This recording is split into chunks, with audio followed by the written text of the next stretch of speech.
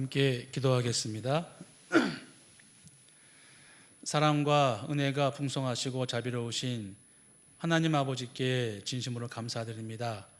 사람으로 태어나서 하나님을 알 수 있도록 허락하셨고 우리에게 큰 사랑을 깨달아 알 수 있도록 자비를 베풀어 주심에 진심으로 감사합니다. 하나님의 은혜를 받은 저희들, 영혼 구원 받은 저희들, 구원받은 이후의 모든 삶 또한 하나님 앞에 값지게 드려지기를 기도합니다. 연약한 저희들에게 능력을 더하시고 담대한 마음과 담대한 믿음을 주셔서 하나님을 기쁘시게 하는 삶을 살아갈 수 있도록 인도하시고 역사해 주시옵소서. 구원받은 이후지만 힘들고 어려운 고난이 있는 줄 압니다. 그럴 때마다 더욱더 주님만 의지할 수 있게 도와주시고 함께해 주시옵소서. 우리 가운데 병 중에 계신 분들 하루속히 건강 회복시켜 주시고 마음속에 고난이나 문제가 있다면 하나님께서 우리에게 주신 평강 잃지 않도록 함께 하시고 도와주시옵소서. 날마다 우리 마음속에 역사하시는 성령께서 행여나 탄식하지 않도록 도와주시고 더욱더 주님의 영광과 복음을 위해 수고할 수 있도록 우리 마음 또한 다스려 주시옵소서. 특별히 해외 어려운 곳에서 수고하시는 모든 선교사님들과 함께한 가족들 영육간에 강건하게 지켜주시고 아무 탈 없이 주님의 일을 할 수 있도록 보살펴 주시옵소서. 이렇게 주일 아침 모여서 하나님 말씀을 배우고자 합니다. 마땅히 우리 마음속에 필요한 말씀으로 채워주시고 또한 배운 말씀을 행함으로 옮길 수 있도록 역사해 주시옵소서. 우리를 사랑하시는 예수님의 이름으로 기도하옵나이다. 아멘. 신약성경 누가복음 19장입니다.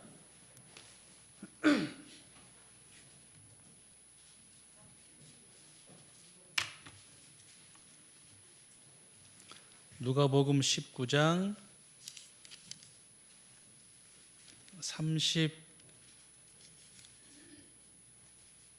37절부터요. 누가복음 19장 37절부터 제가 읽겠습니다.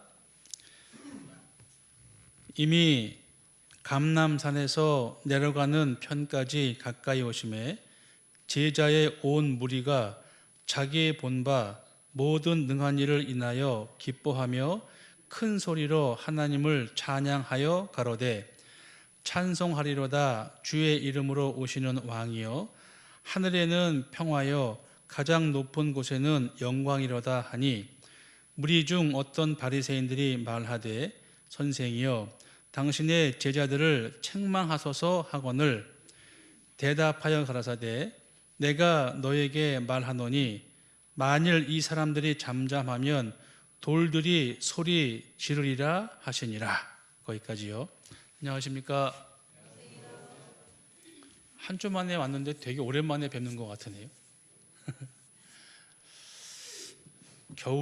긴 겨울이 지나고 이제 드디어 봄이 오나 봅니다. 네, 따스한 햇볕도 좋고요. 사실 우리 교회는 봄 여름이 더 좋은 것 같아요. 그렇죠? 일단은 넓은 잔디밭이 있고 또 넓은 주차장이 있고 하여튼 환경적으로는 정말 최고인 것 같아요. 이 좋은 환경 속에서 신앙생활 할 수 있도록 허락하신 감사하고 더욱 좋은 환경이니까 더 많은 영혼들에게 이런 기회를 좀 제공하는 게 맞다 싶기도 합니다. 그리고 제가 전도인 수련회 다녀와서 처음 단상에 올라왔는데요. 어머니 모임 때는 잠깐 말씀을 드렸는데 이번에는 그 부부 수련회에 다녀왔습니다. 매년 이제 맨 처음 2월달 수련회는 전도인 부부가 함께 가서 교육 받고 오거든요. 그래서 이번에 한 900명 정도 참석했고요. 그리고 순천교회에서 식사 봉사를 준비했는데 70명이 와서 이렇게 봉사했다 그러더라고요. 그래서 되게 풍성한 전도인 수련회가 됐어요. 뭐가 풍성했냐? 일단 음식이 맛있었어요.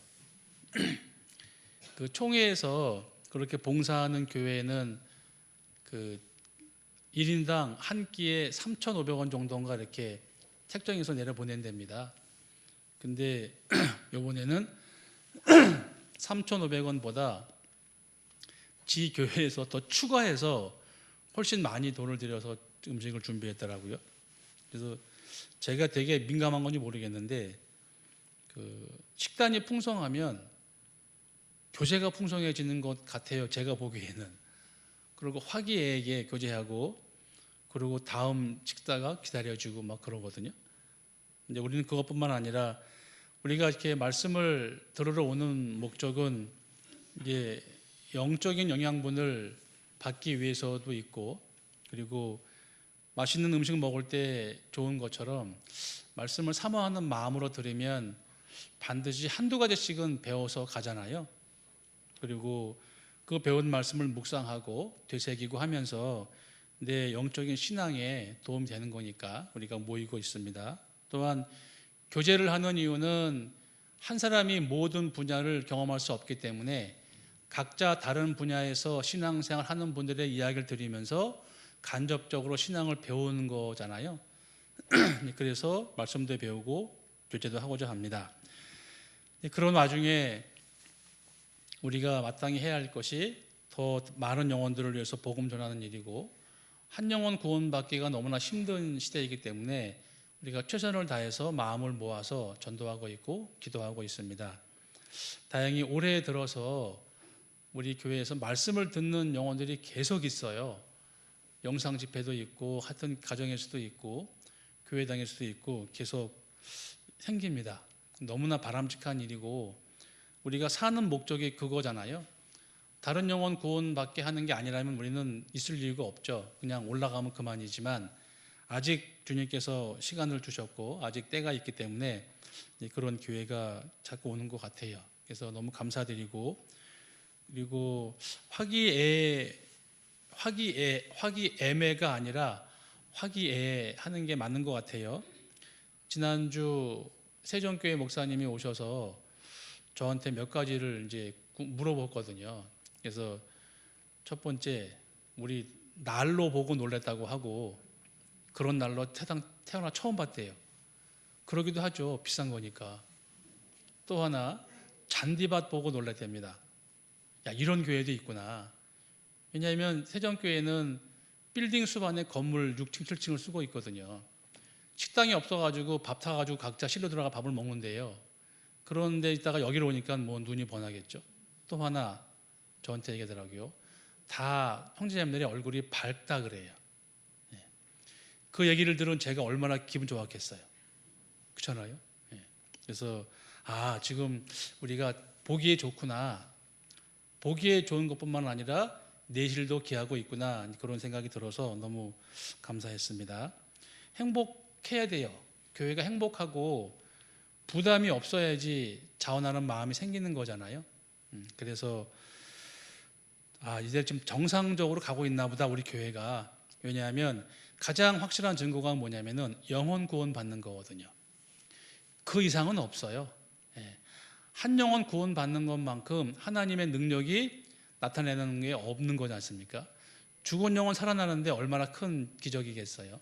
우리는 그걸 경험하고 있고 함께 힘을 모으고 있는 것에 대해서 너무 감사드립니다.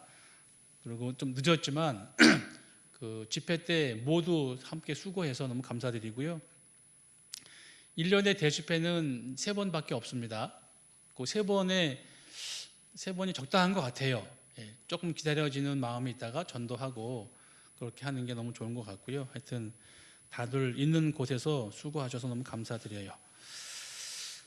여기 오늘 굳이 제목 말씀드리자면은 돌들이 서로 소리 지르리라 하거든요. 돌들이 무슨 소리를 질러요? 말이 안 되잖아요. 근데 40절 제가 다시 한번 읽어볼게요. 대답하여 가라사대 내가 너희에게 말하노니 만일 이 사람들이 잠잠하면 돌들이 소리 지르리라 하시니라. 이제 말씀을 좀 배워보려고 합니다. 그 예화를 좀 보다가 저한테 좀 교훈이 돼서요. 특히 이제 말이 많은 사람이 목사니까 정말 말에 조심을 해야 되는데, 조선 시대에 아주 옛날에 신분이 좀 차이가, 양반, 상놈, 중인 이렇게 차이가 있었지 않습니까? 그 중에 백정이라고 해가지고 짐승을 잡아서 고기 파는 사람들을 천민으로 여겼거든요. 그래서 한 마을에 박상결이라는 푸주간 주인이 있었답니다. 어느 날 양반 두 분이 이제 고기를 사러 오신 거예요. 박상결이라는 사람인데, 두 양반이 오셔가지고 첫 번째 양반님께서 상길아 이놈아 고기 한 근 띄워봐라 그랬대요. 그러니까 네 어르신 하고 이제 고기 한 근을 띄워준 거예요. 그 뒤에 계신 또 다른 양반님이 어이 박서방 고기 한 간만 띄워주시게 그랬더니 네 어르신 하면서 이제 고기를 띄워준 거예요. 근데 앞에 있는 사람의 고기 한 근보다 뒤에 있는 양반의 고기 한 근이 훨씬 큰 거예요. 그러니까 앞에 있는 양반이 야 이놈아 똑같은 한 근인데 왜 이렇게 차이가 있느냐 그랬더니 푸직한 주인이 예 어르신한테는 상길이 놈이 고기를 잘랐고 뒤에 어르신은 박서방이 잘랐습니다. 그렇다는 거 아니에요? 그래서 우리가 말 한마디에 목 아파요? 천냥빚 갚는다 그러잖아요. 그러니까 상길아 이놈아 그 말을 들어서 좀 작게 줬겠죠. 그리고 박서방 그러니까 좀 많이 준 거라는 거잖아요. 그걸 보면서 저는 또 섬뜩하더라고요. 왜냐하면 말이 많으면 뭐가 많아요? 실수가 많으니까. 예. 그래서 우리 이제 물론 사회생활도 그렇고 교회 안에 교제 안에 있으면서 상대방의 말 한마디에 상처 안 받은 사람 거의 없을 거예요 아마도. 예. 그래서 조심스러운데 내가 한마디 한 것이 상대방 마음에 상처가 됐겠다라고 감지하는 능력이 사람마다 다릅니다. 예. 이게 성품도 다르고 성향이 다른데 내가 한마디 한 것이 상대방한테 부담이 됐건 상처가 됐겠다 이렇게 깨닫는 능력이 다 달라요. 예. 그래서 더더욱 조심스러운 거거든요. 그래서 우리가 이 말이라는 게 사실 우리는 행동으로 상처를 주진 않아요. 우리는 말 때문에 상처를 주고 받기 때문에 그래서 그런 의도가 아니었는데도 불구하고 상처받는 경우가 있거든요. 그래서 너무 조심스러운데 그래서 잠언 14장 말씀에는 모든 수고에는 이익이 있어도 입술의 수고는 궁핍뿐이라고 해요. 궁핍이라고.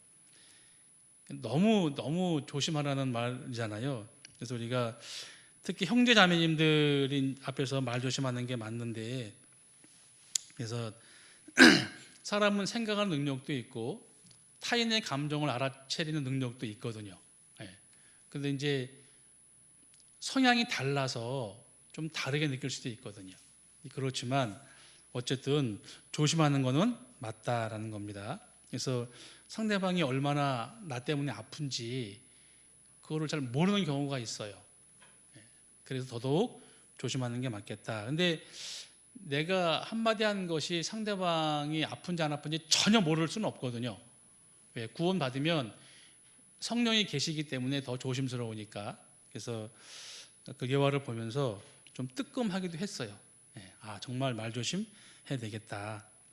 그리고 전도인 수련회, 부부 수련회 이번에 하면서 하여튼 여러 가지 이제 얘기도 나오고 그리고 해외에서 그 이제 몇 분이 선교사님 들어오셨어요. 서울에 같이 교제했던 분이 있었는데 미국의 LA 가주 중앙교회에 계신 분인데 이제 보니까 그때보다 한 10년 전보다 좀 살이 쪄가지고 보기 좋은 거예요. 그래서 이거 있을만하네 그랬거든요. 있을만한가 보네. 보기 좋아요 그랬거든요. 그러니까 목사님 그럽니까? 근데 나중에 이제 앞에 나가서 간증을 하는데 제가 실수했더라고요. 심장이 부정확해가지고 나왔다는 거예요. 아파서 나왔다는 거예요. 진단받으려고. 나는 보기 좋다고 한 게 실수였잖아요. 속도 모르고.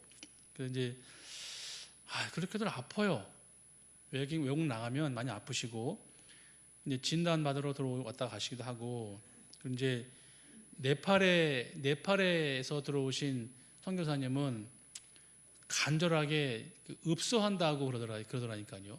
내용이 뭐냐면 많은 목사님들은 해외 지원을 하신답니다. 근데 사모님들이 반대하신대요. 그래서 그 얘기를 듣고 이제 이렇게 목사님들 계시고 사모님 계신데 이렇게 보고서는 제발 부탁드린다고 이렇게 하시더라니까요. 좀 같이 보내가 오시라고. 네팔 살만하다고, 사람 사는 곳이니까. 끝나고 이제 신영철 목사님 오셔가지고 그 말이 맞다라고 하신 거예요. 사모님들이 반대하신다고. 여러 가지 이유가 있겠죠. 어쨌든 간에. 그래서 그런 얘기 들을 때마다 좀 죄송스럽기도 하고 송구스럽기도 해요. 조금 위안받는 거는 아이가 나이가 먹어서 나갔다가도 돌아올 나이인데 뭘 나가냐, 그런 마음으로 스스로 위로하고 있습니다. 그래서 있는 곳에서 최선을 다해야 되겠다, 그런 생각을 했고요. 영락 없이, 예외 없이 목사님은 또 그러십니다. 교만하지 말라고, 목에 힘주지 말라고, 또 하나 지시하지 말라고, 그렇게 말씀하십니다. 그래요, 말씀 전해드렸고요. 여기 줄쳐 놓으십시오. 누가복음 19장 여러 번 찾겠습니다. 여기 이제 예수님이 나귀를 타고 이제 만왕의 왕으로 입성하시는 거예요. 그래서 이제 구약 성경에 약속한 대로 메시아가 오신다고 했으니까 그리고 나귀 중에 나귀 새끼를 타고 오신 거니까 초라한 거잖아요. 왕이 무슨 나귀를 탑니까? 백말 타고 입성하실 텐데, 여기에 오신 예수님은 만왕의 왕이 맞지만 십자가에 죽으시러 오는 분이니까 겸손한 모습으로 이제 오신 거란 말이에요. 그래서 이제 말씀 그대로 이제 만왕의 왕이 오시니까 이제 여기 말씀 그대로 38절에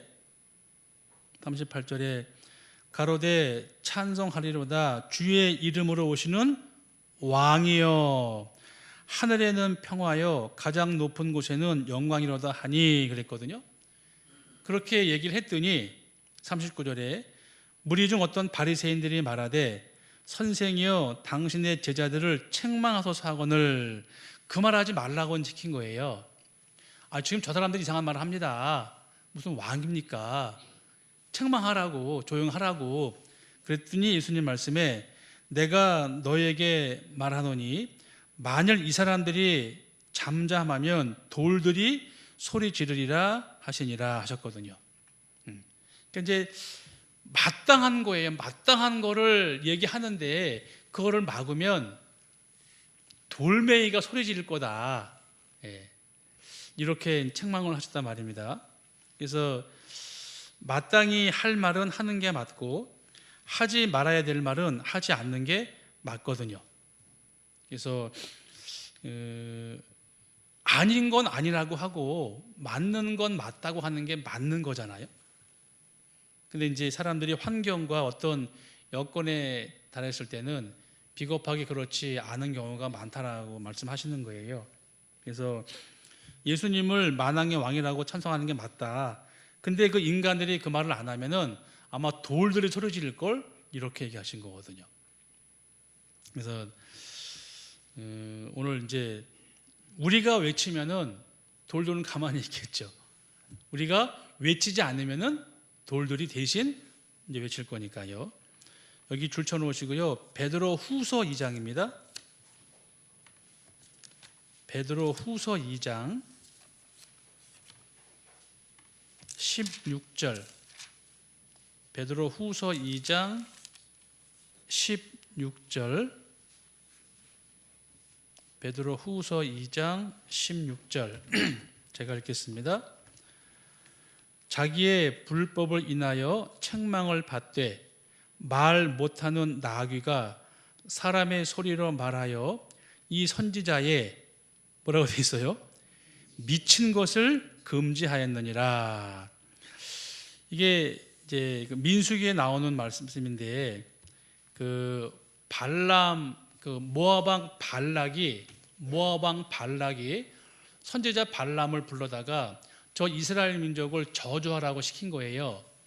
그랬더니 못하겠다고, 더 돈 많이 주면서 제발 부탁인데 저 이스라엘 민족을 저주하라고. 근데 발람 선지자가 못하겠다고 하다가 돈을 더 많이 주니까 이제 결국은 하는 거예요. 하려고 이제 가는데 나귀 타고 가는데 앞에 그 천사가 칼을 들고 있으니까 나귀가 무서워가지고 앞으로 못 갔잖아요. 그랬더니 이 발람 선지자가 이 나귀가 왜 말 안 들어? 때렸단 말입니다. 그랬더니 나귀가 그런 거 아니에요. 왜 때리냐고. 그 얘기 나오는 거예요, 이게 민수기에. 그러면서 나귀가 이 선지자의 미친 것을 금지했다. 사람 소리로 말해서 이제 이 내용이거든요. 찾아볼까요? 민수기 22장. 민수기 신명기, 민수기 22장. 민수기 22장 21절. 민수기 22장 21절부터요.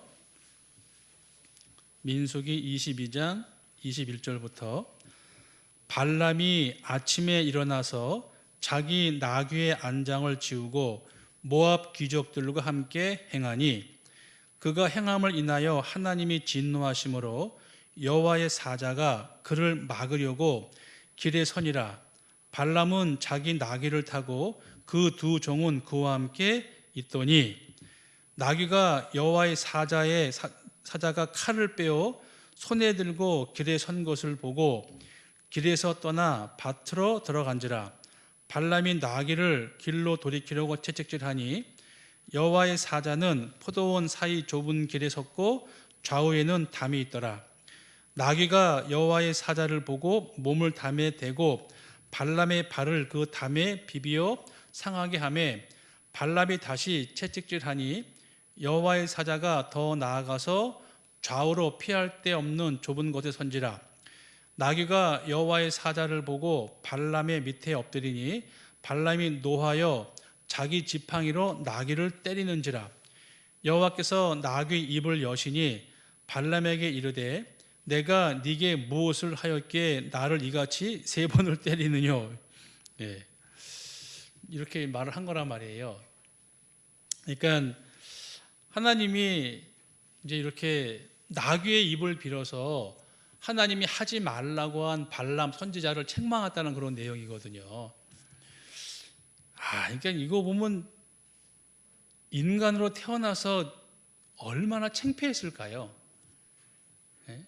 우리 생각해 보세요. 내가 너무나 막 사니까 집에 사는 개가 나한테 야, 좀 자중해라. 그렇게 살면 되냐 인간아? 이 소리 들으면 얼마나 죄송합니다. 쪽팔리겠냐고요. 아니 짐승한테 책망받는 사람이 세상에 어디 있어요? 예? 근데 하물며 여긴 짐승인데 예수님 말씀에 사람들이 잠잠 말 못하게 사람들을 뭘 말 못하게 시키면은 돌들이 소리 지를 거다 이렇게 지금 말씀하신 거란 말이에요.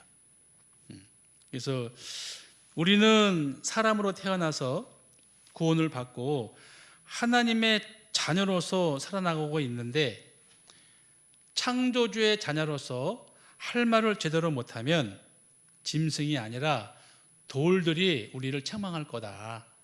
그런 교훈을 주시는 거거든요. 그래서 우리가 이 장면을 보고서 하나님 앞에 좀 몇 가지 배울 게 있는데요. 그래서 사실은 기뻐할 때는 기뻐하는 게 맞잖아요. 슬퍼할 땐 슬퍼하는 게 맞는 거라고요. 근데 뭔가 억눌려서 마음대로 기뻐하지도 못하고 마음대로 슬퍼하지도 못하면 진짜 문제가 되는 거잖아요. 그래서 다시 본문 돌아와서요. 누가복음 19장 41절이요. 누가복음 19장 41절에 가까이 오사 성을 보시고 우시며 가라사대 너도 오늘날 평화에 관한 일을 알았다면 좋을 뻔하였거니와 지금 네 눈에 숨기었도다.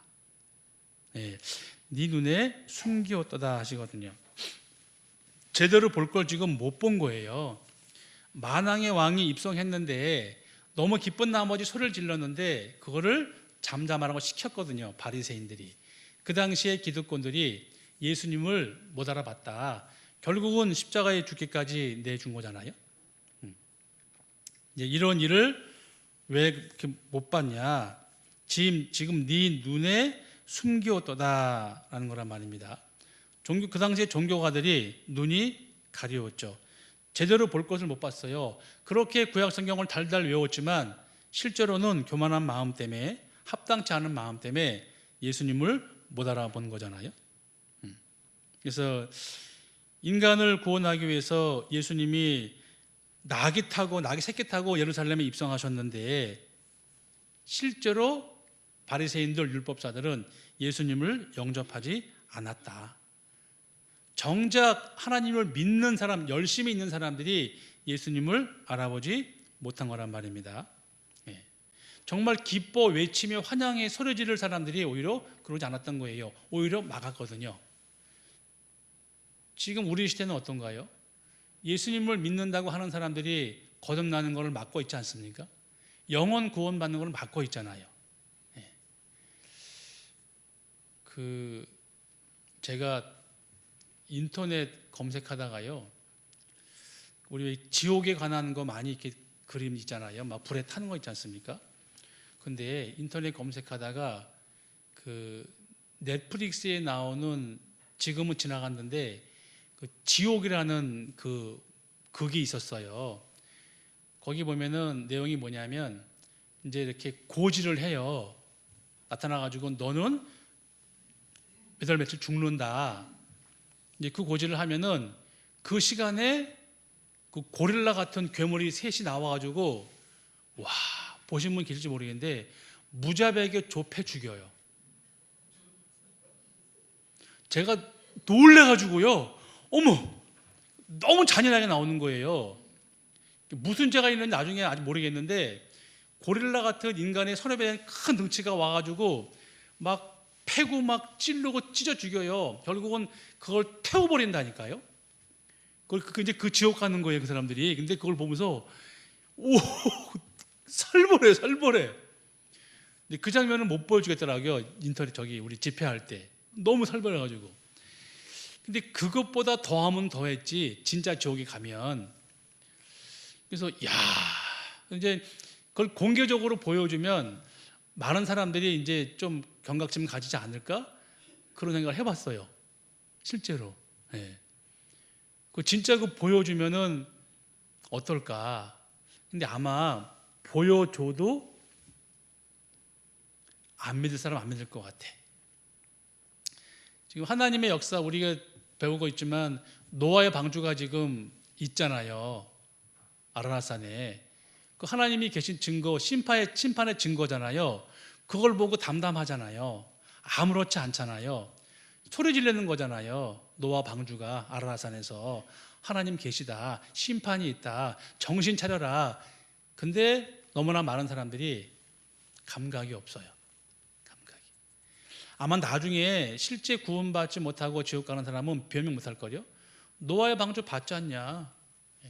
방주가 있잖아, 아라라산에. 그게 나를 증거하는 건데 그거 니네 안 믿었잖아. 그 말 할 것 같은 거예요. 여기 돌들이 소리 지른다라는 것이, 하물며 돌들이 하나님 계신 것을 증거하는데 그걸 왜 몰랐냐? 핑계할 수 없을 거란 말이죠. 그래서 이 예수님이 만왕의 왕으로 오셨는데, 예루살렘에 입성하셨는데, 그때에는 오히려 소리 지르지 말라고 했던 그런 인간들이, 소위 기득권들이, 바리새인 율법사들이 예수님을 죽이라고 아우성치잖아요. 십자가에 못 박게 하소서, 십자가에 못 박게 하소서라고 외쳤거든요. 그러니까 실제로 소리 지를 때는 잠잠히 있고 잠잠해야 할 때는 소리를 질렀단 말입니다.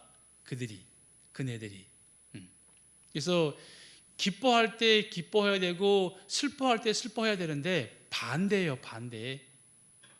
그게 정신이 생각이 온전치 않았거든요. 예수님이 만왕의 왕을 오실 때는 잠잠하라고 했던 양반들이 보실까요? 마태복음 27장 23절. 마태복음 27장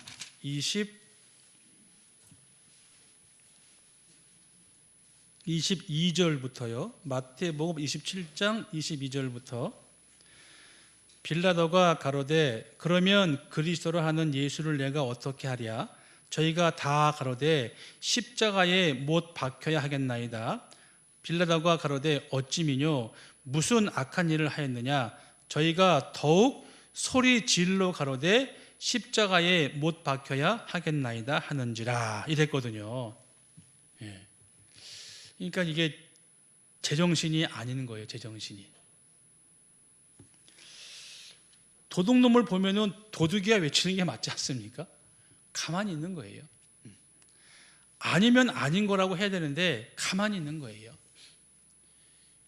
공부 잘하면 뭐합니까? 양심에 털났는데. 최근에 뉴스 많이 나오지 않습니까? 학폭 관계 많이 나오잖아요. 자기 아들이 고등학교 1학년 때 학폭, 언어폭력을 해서 그게 이제 드러나가지고 걔를 전학시키려고 했는데 아빠가 검사장인 거예요. 아시잖아요? 그래가지고 소송을 몇 년 동안 진행해가지고 가해자인은 서울대학교 들어가고 피해자인은 대학도 못 가고 2차가 당해서 지금 뭐 아프고 자살까지 하려고 그랬다는 거 아니에요. 그 지금 막 이슈가 됐지 않습니까? 그래서 전국 뭐 경찰 수사국인가 거기 우두머리 데려다가 지금 하루 만에 쫓겨났지 않습니까? 그런 일이 있잖아요. 근데 서울대학교에 한 2학년 학생이 대자보를 썼지 않습니까? 실제로. 예, 너 창피한 줄 알으라고. 근데 그냥 걔밖에 없는 거예요. 그만인 거예요. 서울대학 들어가면 뭐 하냐고요. 양심이 문드러졌는데.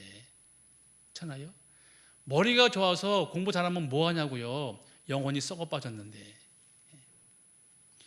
그런 거 보면 진짜 막 올라오잖아요. 저건 아닌데. 그 피해 학생들을 지금도 힘들어하고 있어요. 근데 가해자 학생은 서울대학교 2학년이나 들어갔단 말입니다. 왜? 아버지가 검사니까. 이런 걸 보면서요, 저들은 나중에 정말 뜨거운 데 가겠다. 정말. 하나님은 공의 하나님이시니까. 지금 너무나 많은 사람들이 하나님을 대적하고 살지 않습니까? 누가 보냐? 하나님 있으면 나와보라 그래. 누가 들어? 하나님이 어디 있어? 이러고 이제 외친단 말입니다. 누가 우리를 알겠냐? 이제 사실은 그 사탄 마귀가 내가 하늘에 올라서 하나님의 뭇별 위에 나의 보좌를 챙긴다 그랬지 않습니까? 다 하나님이 아셨거든요. 그리고 우리 집회 때 배웁니다.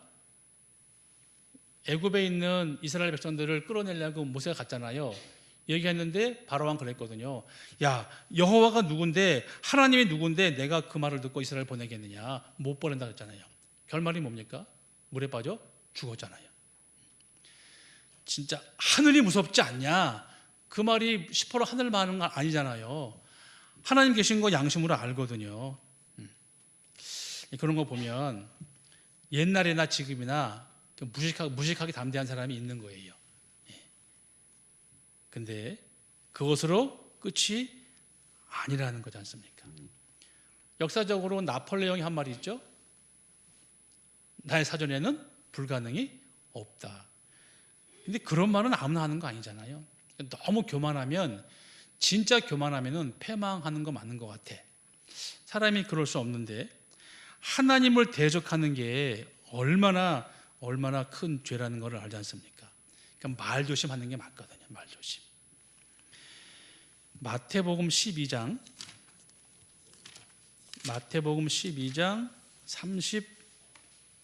36절이요. 마태복음 12장 36절 제가 읽겠습니다.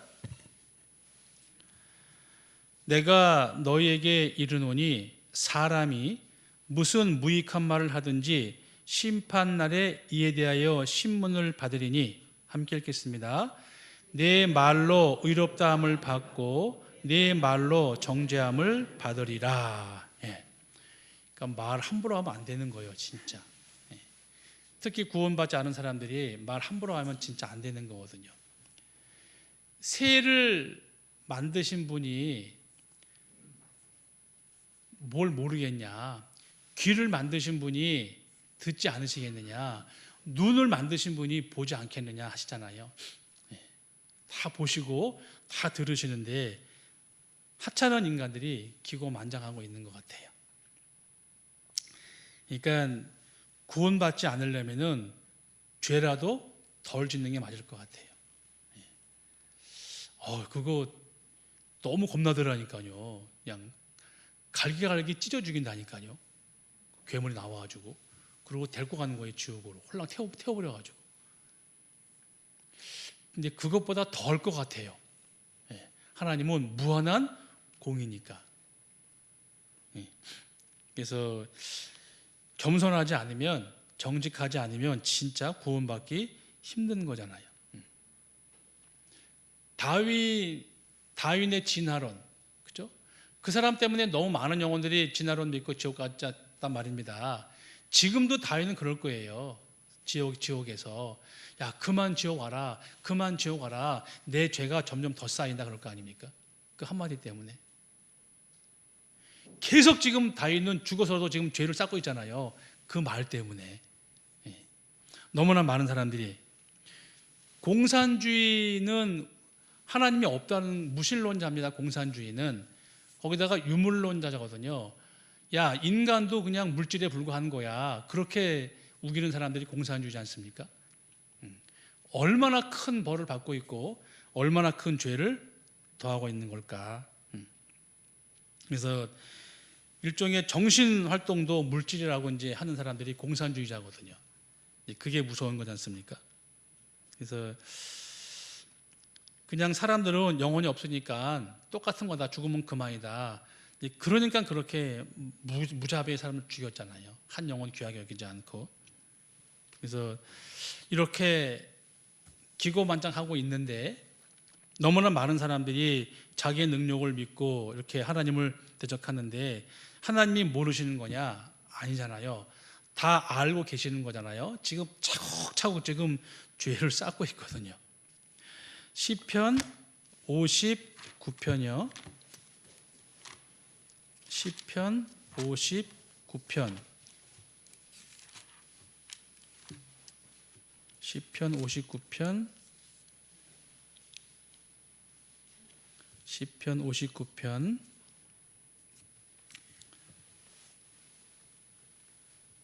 5절부터 제가 읽겠습니다. 시편 59편 5절부터요. 만군의 하나님 여호와 이스라엘의 하나님이여, 일어나 열방을 벌하소서. 무릇 간사한 악인을 긍휼히 여기지 마소서. 저희가 저물게 돌아와서 개처럼 울며 성으로 두루 다니고 그 입으로 악을 토하며 그 입술에는 칼이 있어 이르기를 누가 들으려 하나이다. 8절 함께 읽겠습니다.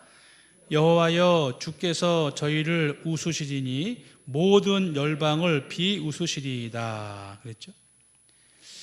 하나님께서 비웃는다고 하죠. 비웃는다고. 그 태권도 한 3단 딴 초등학교 3학년 아이가 한 태권도 한 9단 된 어른한테 까부는 거란 말이에요. 잘난 체 하면은 그 어른 보기에 비웃을 거 아닙니까? 아이고 애송아 그럴 거 아닙니까? 하나님께서 비웃는다고 해요. 비웃는다고. 같은 말씀이 또 있는데요. 시편 2편도 보시면요. 시편 2편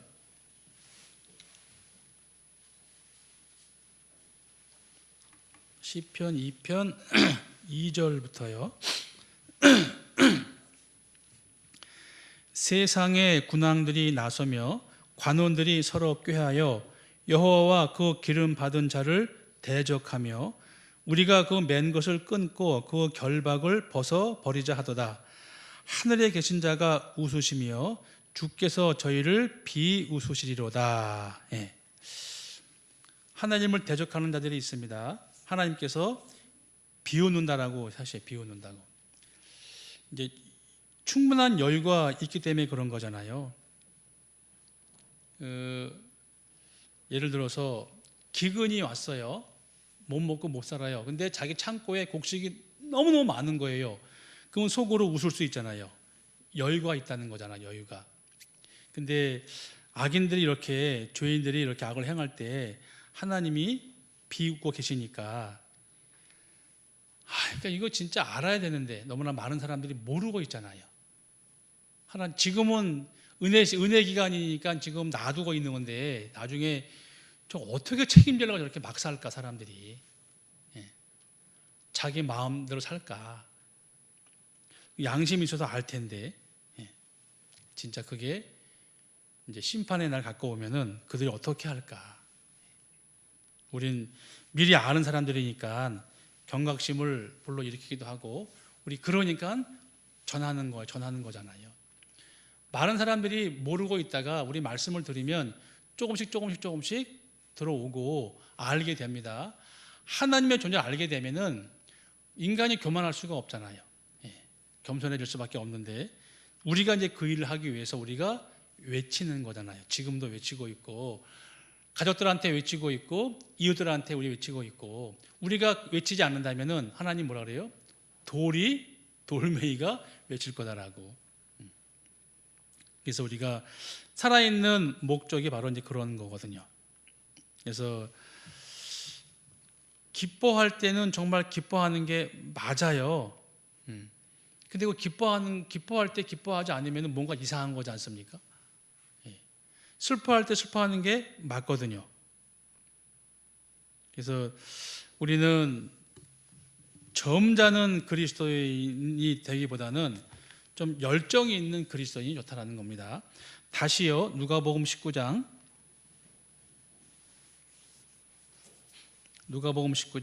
38절 가로되 찬송하리라 주의 이름으로 오시는 왕이여 하늘에는 평화여 가장 높은 곳에는 영광이로다 하니. 우리는 이미 영혼 구원 받고 하나님의 자녀가 된 사람이니까 하나님을 찬송하는 게 맞다 그거예요. 예.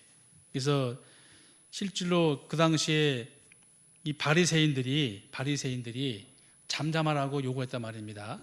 그럴수록 더욱더 소리를 내는 게 맞거든요. 그래서 구원받은 그리스도인들은 당연히 공의를 말하는 게 맞단 말입니다. 하나님이 계십니다. 하나님은 공의의 하나님이고 사랑의 하나님이다 라고 이야기를 하는 게 맞다라는 거거든요. 근데 그게 쉽지 않잖아요. 왜? 아담의 타락으로 말미암아 죄성이 들어와 있고 아담의 타락으로 말미암아 죄성이 들어와서 죄를 안 짓고 살 수 있는 능력이 없어진 거예요. 죄를 지을 수밖에 없어요. 죄성이 있으니까. 그럼에도 불구하고 우리는 양심이 있고 성령이 계시니까 당연한 것은 당연하다고 이야기하는 게 맞다 그겁니다. 그래서 타락한 인간들을 위해서 우리를 위해서 이런 은혜 시대를 만드신 거지 않습니까?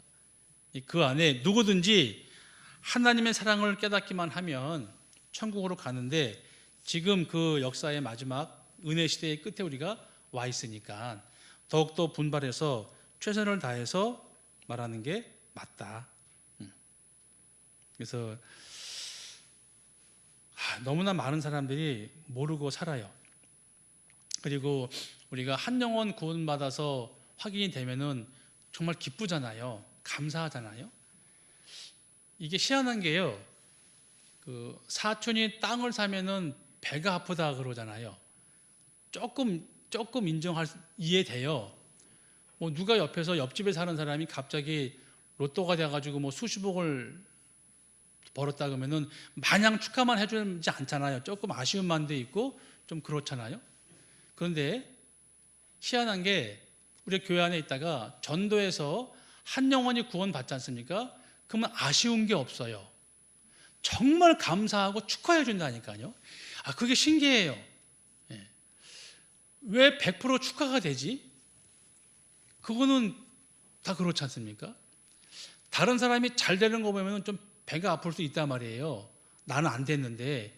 근데 왜 축하가 될까? 다른 영혼 구원받으면. 이게 왜냐하면요. 나는 이제 쉽게 예를 들어서 복권을 하면은 나는 1억짜리 당첨됐어요. 좋잖아요. 근데 옆에는 10억짜리래. 그러면 상대적으로 조금 기분 언짢다고요. 그게.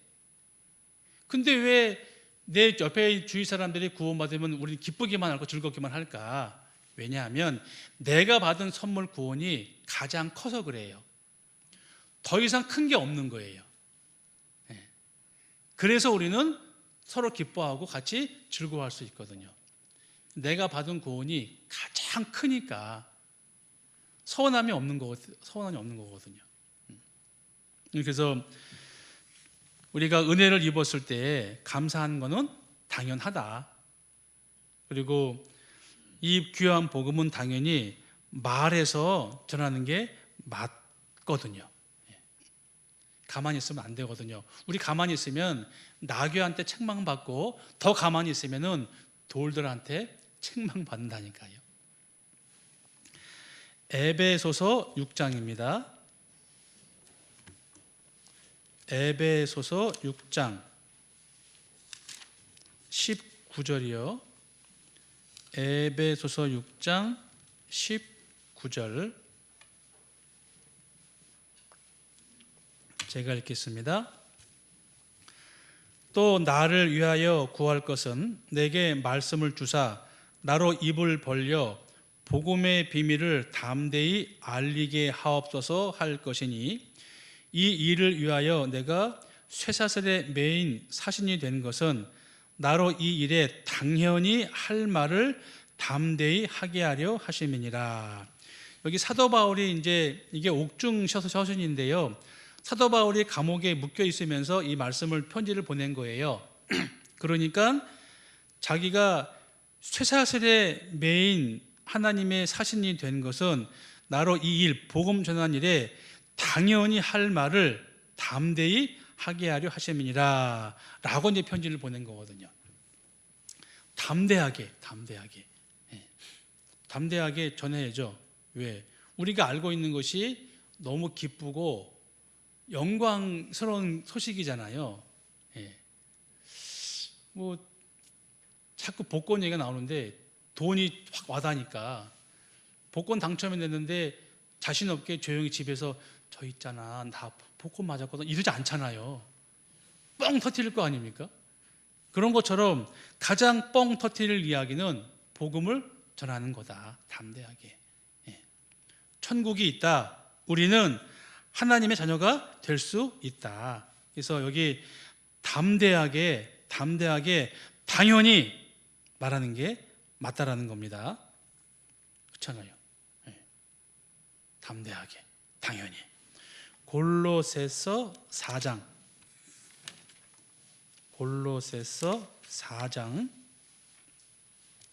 3절이요. 골로새서 4장 3절.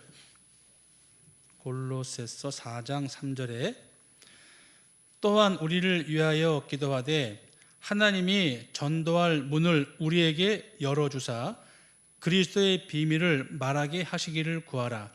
내가 이것을 인하여 매임을 당하였노라. 함께 읽겠습니다. 4절은 그리하면 내가 마땅히 할 말로서 이 비밀을 나타내리라. 마땅히 할 말이니까 반드시 꼭 해야 할 말이니까 담대하게 한다 그거예요. 우리가 직장을 다니든 장사를 하든 우리가 만나는 사람들에게 이 말씀을 마땅히 담대하게 전하는 게 맞다. 그를 위해서 기도하라 그거죠. 직장에 5년을 다녀도 내 주위 사람들이 내가 그리스도인인 걸 몰라. 그러면은 나귀한테 책망받을 거고 돌한테 책망을 받을 거란 말이에요. 우리의 신분이, 우리가 갖고 있는 은혜와 이런 것들이 잘못된 게 아니고 죄가 아니잖아요.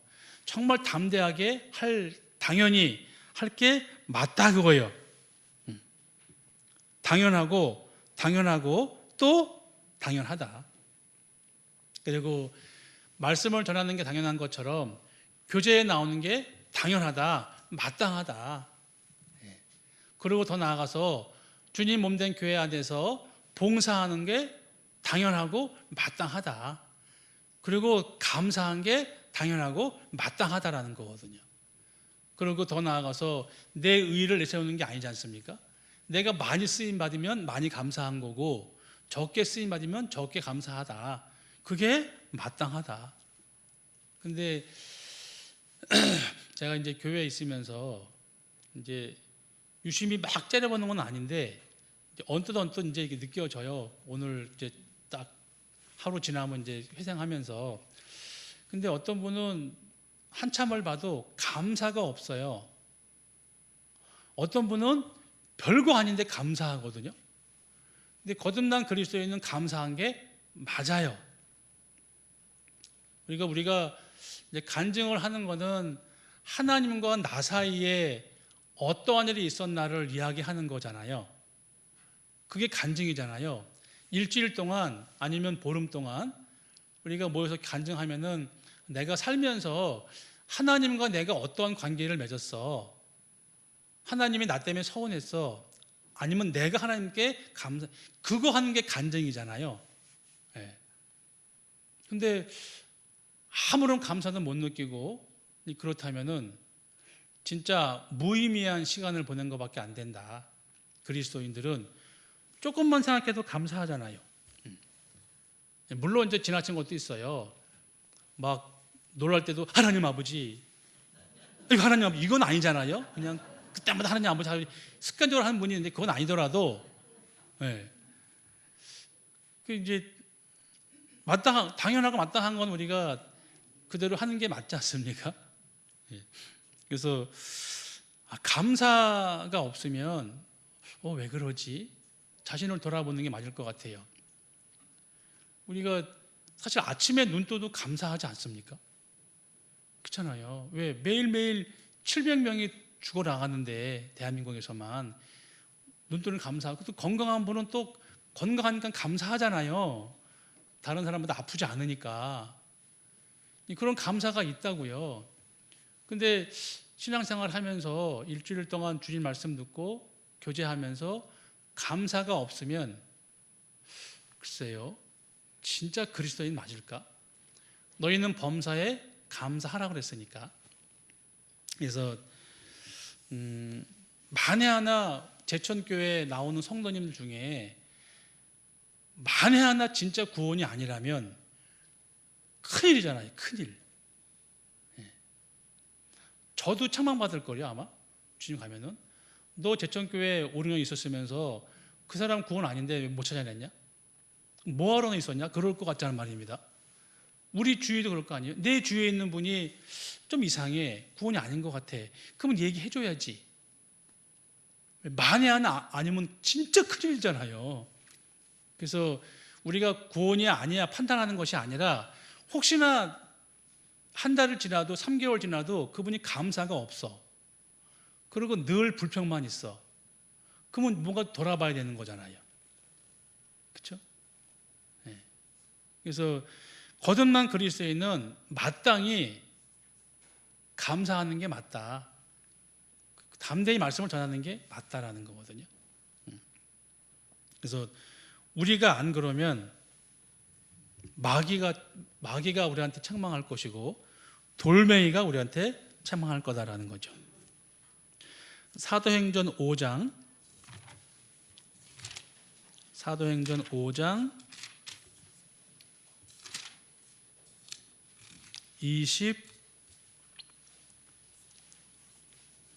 29절 사도행전 5장 29절에 베드로와 사도들이 대답하여 가로되 사람보다 하나님을 순종하는 것이 뭐라고요? 마땅하니라 그랬거든요. 그렇죠. 사람보다 하나님을 순종하는 것이 당연히 마땅하죠. 마땅한 게, 당연한 게 분명히 있다 말이에요. 그래서 우리가 서로 사랑하는 것도 마땅하다, 당연하다. 친구의 충성된 권고라는 말씀이 있지 않습니까? 정말 필요하거든요. 그래서 판단하고 점수 매기라는 게 아니라 이제 그런 생각을 자꾸 들더라고요. 그래서 정말 구원받은 분들이 맞다면은 감사하거든요. 작은 것도 감사하고 큰 것도 감사하단 말입니다. 근데 감사가 없으면 뭔가 잘못된 거 아닌가 그런 생각이 들어서 말씀드렸고요. 그리고 우리가 교회에서 침묵하고 있으면, 성도들이 침묵하고 있으면은 아무 일도 안 일어나요. 아무것도 안 하면 아무 일도 안 일어나요. 그잖아요. 우리가 식축이도 아니고 그저 먹고 사는 것만 만족하는 건 아니지 않습니까? 그런 거 보면은 우리가 혼자서는 안 되는데요, 모여 있으면은 올라오더라고요. 뜨거운 게 올라와요. 그리고 나보다 더 잘 사는 분 말씀을 듣거나 간증을 들으면 내가 격동이 되잖아요. 우리 그래서 함께 모이는 거거든요. 그래서 마땅히 할 말을 하는 거는 맞다.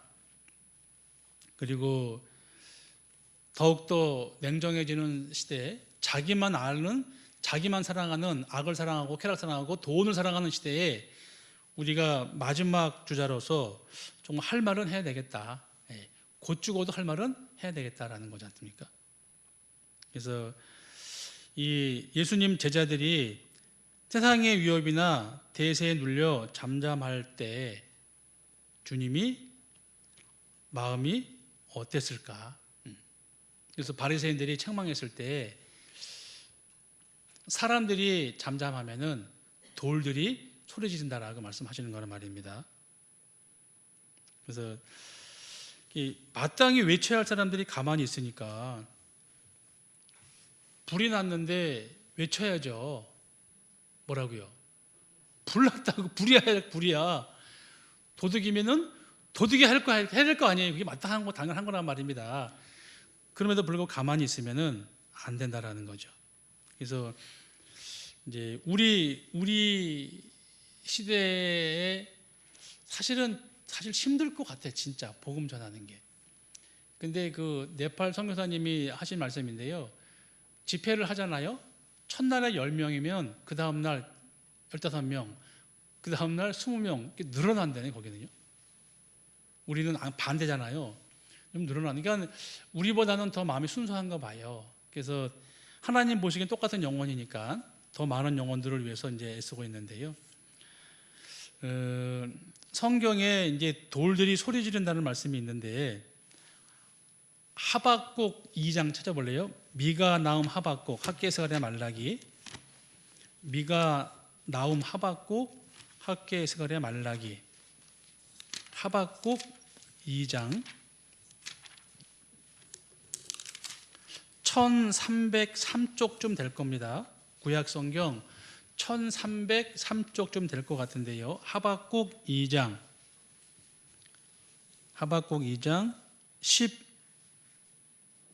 11절 9절부터 읽을게요. 하박국 2장 9절부터. 재앙을 피하기 위하여 높은 데 깃들이며 하며 자기 집을 위하여 불의의 의의를 취하는 자에게 화 있을진저. 네가 여러 민족을 멸한 것이 네 집에 욕을 부르며 너로 네 영혼에게 죄를 범하게 하는 것이 되었도다. 11절 함께 읽겠습니다.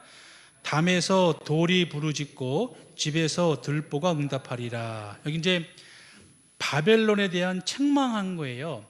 바벨론이 이스라엘 민족을 쳐부시고 다 훔쳐갔잖아요. 그 이스라엘 걸 훔쳐간 곳으로 지네가 이제 집을 줬단 말입니다. 그러니까 담과 돌이 야 그거 훔쳐온 거잖아, 그렇게 외친다라는 거예요. 예를 들어서 그리스도인은 거의 안 그렇겠지만 지나가다가 한 100만 원 주웠어요. 100만 원 가지고 집에 놔두면은 그게 가만히 있겠냐고요. 양심에 소리 지를 거 아니에요. 이거 네 거야? 네 거 아니잖아. 그럴 거란 말이라는 거예요. 이제 그런 표현으로 네가 바벨론 니네들이 이스라엘을 멸망시키고 훔쳐온 거 그게 증거가 지금 네 도리고 답이지 않냐 이렇게 한단 말이죠. 네. 그래서 우리 옛 말에 오히려 맞은 놈은 편히 자고 때린 놈은 잘 못 잔다면서요. 편히. 근데 지금은 그것도 아닌 것 같아. 네. 오히려 때린 놈은 서울대학 들어가고 맞은 놈은 대학 못 들어가고 지금 시대가. 그러니까 불의한 법령을 발표한 것도 맞고 너무나 많은 사람들이 자기만 위하여 살잖아요. 그러니까 어떻게 보면 주님 양 빨리 오셨으면 이런 마음도 들어요. 왜냐하면 너무나 억울한 사람이 많잖아요. 너무나 억울한 사람들이. 그러니까 가장 좋은 국가는 나라는 가장 선하고 능력 있는 왕이 들어오는 거예요. 그래서 잘못하면은 그냥 쳐부시고 잘하면 상 주고 똑같이. 근데 인간 세상은 그렇지 않으니까. 그래서 하나님 말씀하시죠. 그래, 조금만 기다려라. 조금만 기다려라. 그러나 최선을 다해서 한 영혼 한 영혼 위해서 노력하라라는 겁니다. 이제 이런 돌도 있고 사실 이제 하나님이 계시다는 증거로 막 많이 소리 지르는 게 아까 노아의 방주도 말씀드렸지만 이스라엘 민족의 역사를 보면은 증거하는 거잖아요. 이스라엘이 증거하죠. 하나님 계시다라는 거 지금 증거하는 거 아닙니까? 기가 막히게 소리를 지르고 있어요. 예. 너무나 많은 사실은 자연들도 지금 소리 지르고 있는 거잖아요. 창조주가 계시다. 어떻게 이런 게 우연이겠냐. 그래서 많은 사람들이 하나님 만날 때 핑계할 수 없다고 한 말씀이 있는 거예요. 핑계지 못하리라고. 왜? 너무나 많은 자연들, 너무나 많은 사건들이, 너무나 많은 일들이 하나님이 계시다는 증거를 이야기하고 있으니까. 그래서 예수님이 십자가에 달리실 때 이런 현상이 나타났습니다. 누가복음 23장입니다. 그냥 마태복음 볼게요. 마태복음 27장. 마태복음 27장 50절이요. 마태복음 27장 50절부터 마태복음 27장 50절부터 제가 읽겠습니다. 예수께서 다시 크게 소리 지르시고 영혼이 떠나시다. 이에 성소 휘장이 위로부터 아래까지 찢어져 둘이 되고 땅이 진동하며 바위가 터지고 무덤들이 열리며 자던 성도의 몸이 많이 일어나되 예수의 부활 후에 저희가 무덤에서 나와서 거룩한 성에 들어가 많은 사람에게 보이니라. 그렇죠? 여기 예수님께서 돌아가시니까 성소 휘장이 위에서부터 아래로 찢어졌다.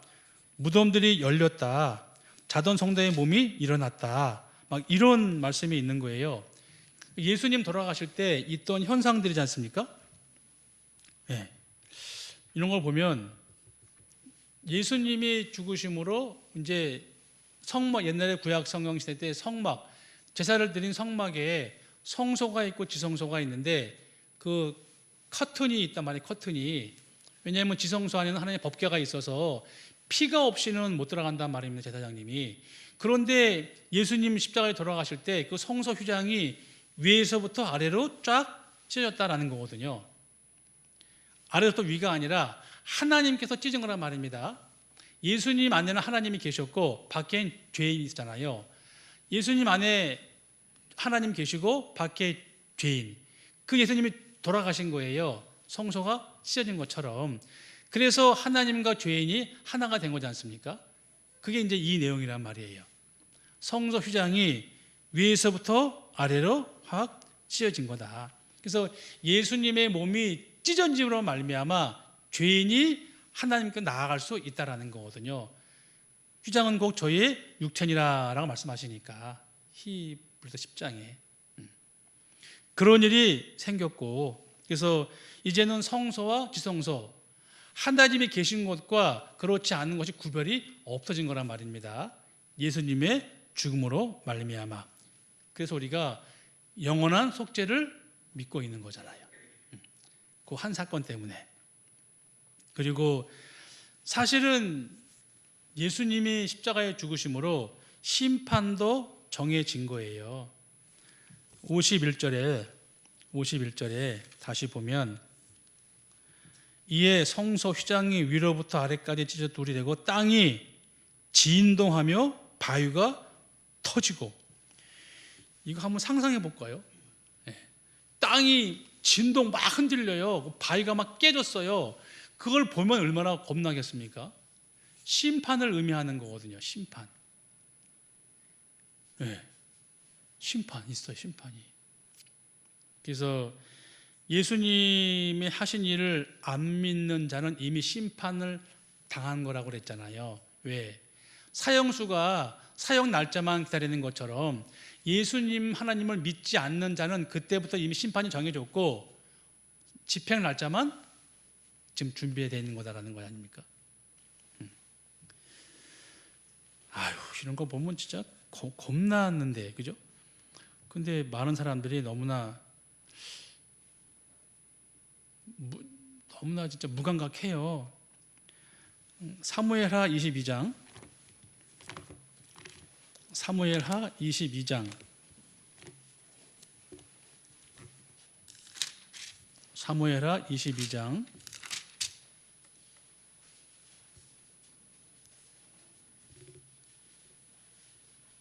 죄송합니다. 예레미야 10장입니다. 예레미야 10장. 먼저 보고요. 예레미야 10장 10절. 예레미야 10장 10절에 오직 여호와는 참 하나님이시요 사시는 하나님이시요 영원한 왕이시라. 그 진노하심에 땅이 진동하며 그 분노하심을 열방이 능히 당치 못하느니라. 하나님이 진노하셔서 땅이 진동한다고 하거든요. 그리고 그 위에 죄악이 중함으로 땅이 흔들리고 깨어진다고 하시잖아요. 그러니까 이런 현상을 보면 그냥 우연이 아니라는 거잖아요. 요번에 그 튀르키예 지진 때문에 너무나 많이 죽었고 약 400km 정도의 그 지층이 바뀌었대요. 이렇게 뒤틀어졌다는 거 아닙니까? 그런 거 보면은 분명히 신호는 신호인 것 같아요. 나중에 진짜 경을 칠 텐데요. 얼마나 겁날까요? 나중에. 그렇잖아요. 요한계시록에 인나팔 대접이 있잖아요. 심판이 있는데 그 대접을 쏟으면은 막 그냥 어마어마한 일들이 일어날 텐데, 진짜 겁날 것 같아요. 진짜. 근데 그걸 모르고 알려줘도 고집들 세고, 한편으로는 좀 그래요, 진짜. 그러니까 그 생각하면 좀 악했다가도 불쌍해 보여요. 왜? 그렇게 비참하게 죽을 거 생각하면은 우리 그것 때문에 복음 전하는 거잖아요. 비참하니까, 불쌍하니까. 그래서 이 은혜 시대에 확실하게 구원을 받지 않으면 하나님의 진노와 심판이 임하니까 그거 면하라고 우리가 이렇게 하는 거잖아요. 근데 히브리서 12장 찾겠습니다. 히브리서 12장 26절에 히브리서 12장 26절. 히브리서 12장 26절. 그때에는 그 소리가 땅을 진동하였거니와 이제는 약속하여 가라사대 내가 또 한 번 땅만 아니라 하늘도 진동하리라 하셨느니라 그랬죠. 땅도 진동하고 하늘도 진동한다는 거잖아요. 그러니까 사람이 그냥 분노해서 원수를 갚는다고 쳐요. 정말 잔인하게 저 원수놈을 죽인다고 쳐요. 어떻게 죽일까? 뭐 여러 가지 방법이 있지 않습니까? 그런데 한계가 있어요. 사람을 고통스럽게 죽인 한계가 있는데 우린 별 능력 없으니까 뭐 칼로 찔러 죽여? 뜨거운 물을 부어 죽여? 막 이런 거 여기 있을 거 아니에요? 잘라 죽여? 근데 하나님은요, 땅도 진동하고 하늘도 진동한다잖아요. 그 공포스러움이 얼마겠냐고요, 그게. 그래서 이 하나님께서 땅도 진동시키고 하늘도 진동시키기 전에 우리는 지금 복음으로써 진동시키는 거예요. 강팍한 마음속에 말씀이 들어가면은 진동됩니다. 충격받아요. 그 악한 사람도 겸손하게 됩니다. 그 마음이 흔들리는 거잖아요. 그렇죠? 사도행전 4장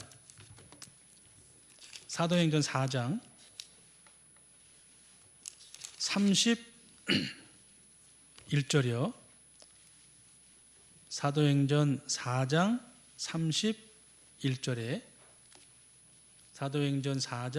31절에 빌기를 다음에 모인 곳이 진동하더니 무리가 다 성령이 충만하여 담대히 하나님의 말씀을 전하니라 그랬죠? 네. 여기 이제 성령이 임하신 다음에 함께 하나님의 능력의 말씀이 전해지는 겁니다.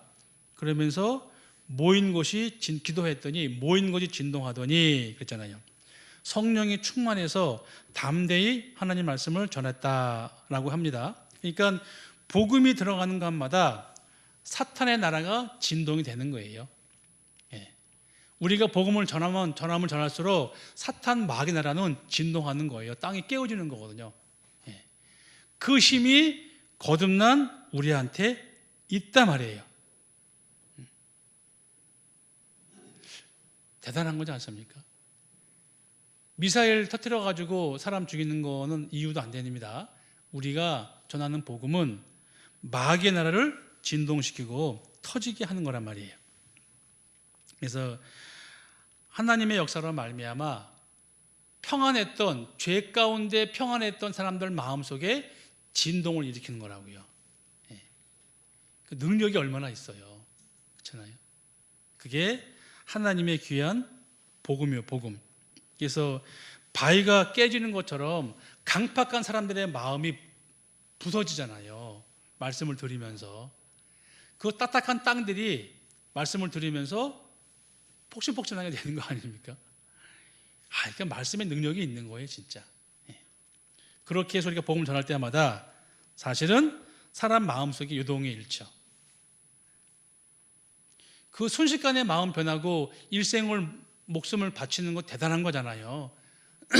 그러한 결정을 하게 하는 겁니다. 그래서 하나님께서 완성하신 복음으로 그것이 가능하게 됐다라는 거지 않습니까? 1517년 루터가 종교 개혁을 했죠. 루터라는 사람은 천주교의 예수의 신부들을 가르치는 교수였어요. 그분이. 근데 마루짱에 있는 정경을 찾은 다음에 공부하다 보니까 천주교의 교리가 성경과 다른 게 맞네. 그렇게 95개의 반망을 붙인 거 아닙니까? 그때 전 세계적으로 큰 바람이 불었잖아요. 그게 종교 개혁이란 말입니다. 잘못된 신앙이었다가 믿음이었다가 진짜 하나님께로 돌아오는 그러한 이 큰 일이 벌어진 거거든요. 천주교에 금이 간 거 아닙니까 그때. 그래서 저항했다고 해가지고 개신교를 이렇게 비난하는 거 아닙니까? 그래서 복음 전해지는 곳마다 마귀의 나라의 바위가 깨지고 터지고 또 사람 마음속에 있는 굳건한 바위 돌들이 깨지고 터지는 거다. 우리 그 일을 위해서 지금 준비하고 있고 함께 힘을 모으고 있거든요. 그래서 잠잠하지 말라고 하십니다. 사도행전 18장이요. 사도행전 18장